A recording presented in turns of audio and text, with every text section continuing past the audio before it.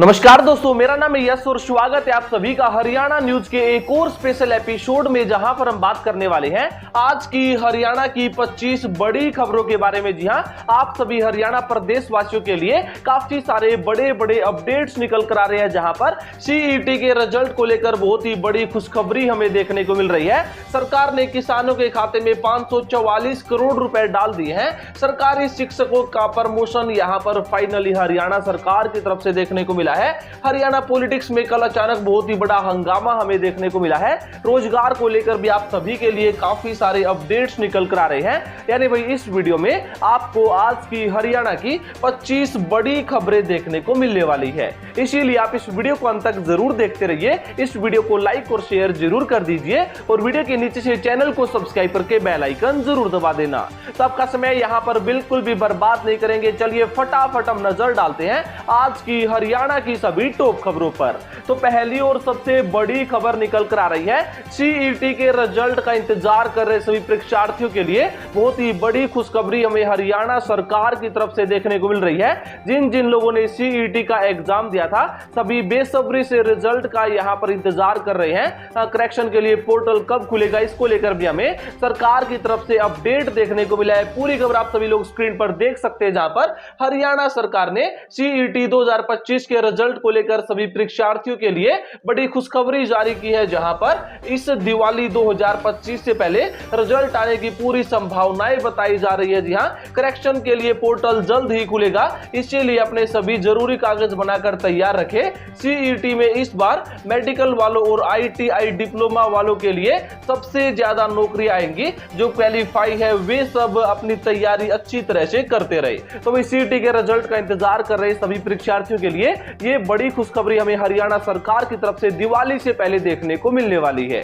उसके बाद हम बात करते हैं अगली खबर की। तो खबर निकल कर आ रही है, डिपो से राशन लेने वालों के लिए बड़ी खबर निकल कर आ रही है। जी हां, यदि आप भी सरकारी कोटे से राशन लेते हैं तो भी आपका अब थोड़ा सा ज्यादा समय कोटे में डिपो में लगने वाला है। पूरी खबर स्क्रीन पर है, जहां पर प्रदेश के राशन उपभोक्ताओं को अब डिपो से राशन लेते समय अधिक समय देना होगा, क्योंकि खाद्य आपूर्ति विभाग ने ई पॉइंट ऑफ सेल यानी ई पोस्ट मशीन के सॉफ्टवेयर को अपडेट किया है। नई व्यवस्था के तहत लाभार्थियों को गेहूं, चीनी और सरसों के तेल के लिए अलग अलग बायोमेट्रिक सत्यापन करना होगा। पहले केवल एक बार फिंगरप्रिंट लगाकर सभी चीजें मिल जाती थी, लेकिन अब हर चीज के लिए अलग से यहां पर अपना फिंगरप्रिंट लगाना पड़ेगा। पहले पूरी प्रक्रिया केवल एक बार अंगूठा लगाने से पूरी हो जाती थी, लेकिन अब 3 बार यह प्रक्रिया दोहरानी होगी, जिसके चलते अब थोड़ी सी ज्यादा भीड़ हमें डिपो में देखने को मिलेगी। थोड़ा सा ज्यादा समय यहां पर अब लोगों का डिपो में खपत होने वाली है। उसके बाद हम बात करते हैं अगली खबर की। तो खबर निकल कर आ रही है, कैथल में गरीबों के लिए बड़ी खुशखबरी। जी हां, कैथल से एक बहुत ही शानदार खबर हमें देखने को मिली है, जहां पर पूरी खबर स्क्रीन पर देख सकते हैं। हरियाणा के कैथल जिले में अब मजदूरों, किसानों और जरूरतमंदों को 10 रुपए में पौष्टिक और भरपेट भोजन मिल रहा है। जी हां, यह सुविधा अनाज मंडी और अटल किसान मजदूर कैंटीन में उपलब्ध है। यह योजना केंद्र और राज्य सरकार की संयुक्त पहल है, जिसका उद्देश्य शहरों में काम कर रहे गरीब और श्रमिक वर्ग को कम लागत में संतुलित आहार उपलब्ध कराना है। सरकारी योजना के तहत चल रही इन कैंटीनों में दाल, चावल, रोटियां, 3 प्रकार की सब्जियां और मिठाई जैसे हलवा या बूंदी भी परोसी जाती है। यानी भाई कैथल वासियों के लिए बहुत ही बड़ी खुशखबरी है। कैथल में यदि आप अपनी पेट पूजा के लिए पैसा अरेंज नहीं कर सकते हैं तो मात्र 10 रुपए में आप यहां पर जाकर भरपेट खाना खा सकते हैं। उसके बाद हम बात करते हैं अगली खबर की। तो खबर निकल कर आ रही है, किसानों के खाते में इतने करोड़। जी हां, आप सभी को बताइए फिलहाल फसल बिकाई का कार्य प्रगति पर है, जिस दौरान हरियाणा सरकार की तरफ से हमें जो लेटेस्ट आंकड़े देखने को मिले हैं, स्टैट स्क्रीन पर देख लीजिए, जहां पर हरियाणा में खरीफ खरीद सीजन 2025-26 के दौरान अब तक किसानों के बैंक खातों में सीधे 543.66 करोड़ रुपए का भुगतान किया जा चुका है। यह राशि न्यूनतम समर्थन मूल्य यानी एमएसपी के तहत किसानों को उपलब्ध कराई गई है।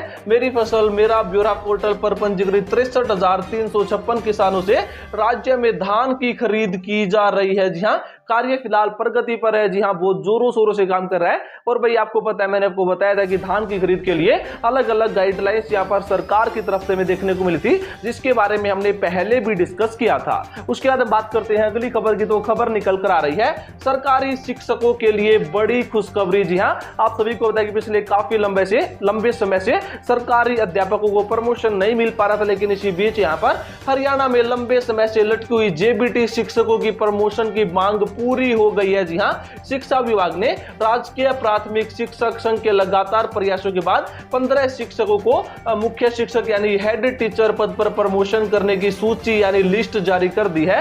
पिछली प्रमोशन लिस्ट साल 2019 में जारी हुई थी, जिसके बाद से शिक्षक प्रमोशन की राह देख रहे थे। इस बार संघ के राज्य चेयरमैन एवं मुख्य शिक्षक देवेंद्र सिंह दैया और पूर्व जिला प्रधान विकास टुटेजा के प्रयासों से यह सूची जारी हो चुकी है। तो यह सरकारी शिक्षकों के लिए बड़ी खुशखबरी हमें देखने को मिली है। उसके बाद हम बात करते हैं अगली खबर की। तो खबर निकल कर आ रही है बीजेपी के खिलाफ बोले दुष्यंत चौटाला। जी हां, चौटाला बीजेपी के खिलाफ फिलहाल काफी ज्यादा भड़के हुए उनके अलग अलग तरह के स्टेटमेंट हमें मीडिया पर देखने को मिल रहे हैं। पूरी खबर स्क्रीन पर देखिए, जहां पर जेजेपी के नेता और पूर्व उप मुख्यमंत्री दुष्यंत चौटाला ने अप्रत्यक्ष तौर पर स्वीकार किया है कि बीजेपी को दिया गया समर्थन एक राजनीतिक दुर्घटना थी। उन्होंने कहा कि हालांकि सत्ता में रहते हुए उन्होंने जनता के हित में कई काम किए और कभी जन विरोधी निर्णय नहीं लिया। रोहतक स्थित जेजेपी प्रदेश कार्यालय में कार्यकर्ताओं की बैठक के दौरान दुष्यंत ने मौजूद मुख्यमंत्री नायब सैनी पर निशाना साधते हुए कहा कि सैनी केवल हेलीकॉप्टर में घूमने में व्यस्त हैं और जनता की समस्याओं से उनका फिलहाल कोई भी लेना देना नहीं है।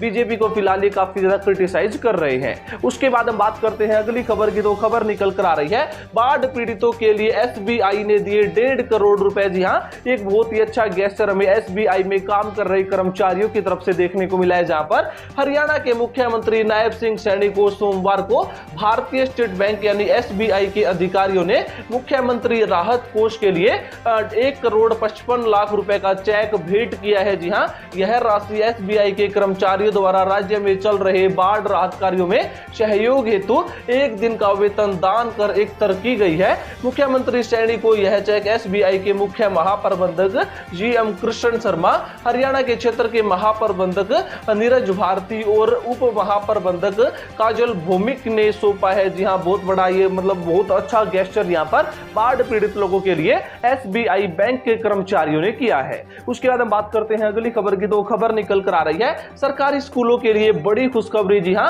हरियाणा के सरकारी स्कूलों में 9वीं से 12वीं कक्षा तक के विद्यार्थियों के लिए वितरित किए गए जो टैब थे वो 5 लाख से अधिक टैबलेट अब दोबारा से एक्टिवेट किए जाएंगे, सक्रिय किए जाएंगे। शिक्षा विभाग ने इसके लिए 75 करोड़ रुपए का बजट मांगा था, जिसे राज्य सरकार ने मंजूरी दे दी है। अब फाइल वित्त विभागों को भेजी जाएगी, जिसके बाद बजट जारी होने पर टैबलेट संचालन की जो प्रक्रिया है फिर से शुरू हो जाएगी और स्टूडेंट्स को फिर से टैबलेट्स मिलने शुरू हो जाएंगे।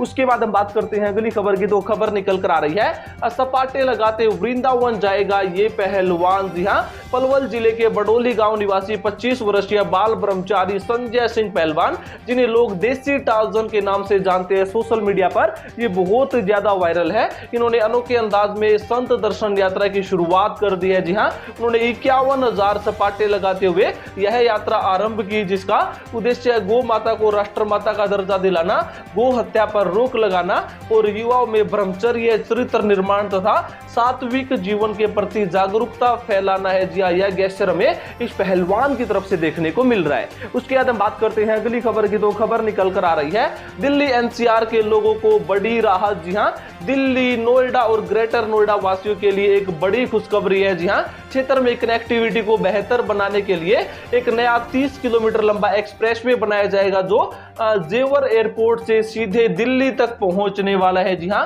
यह नया expressway Noida greater Noida expressway के समानांतर बनाया जाएगा और यमुना नदी को पार करते हुए पुस्ता रोड के जरिए दिल्ली तक पहुंचने वाला है। जी हां, यह सड़क नोएडा, ग्रेटर नोएडा और यमुना एक्सप्रेसवे को जोड़ते हुए दिल्ली के यातायात को काफी आसान बनाने वाली है।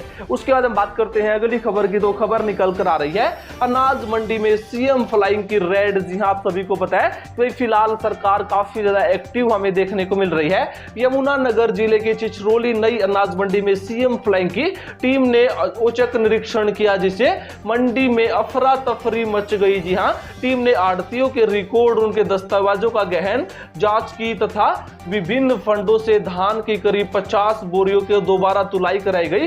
जांच में अधिकांश बोरियों के वजन में भारी अंतर पाया गया। कुछ बोरियों में निर्धारित क्षमता से अधिक वजन था, जबकि कुछ में हमें कम देखने को मिला।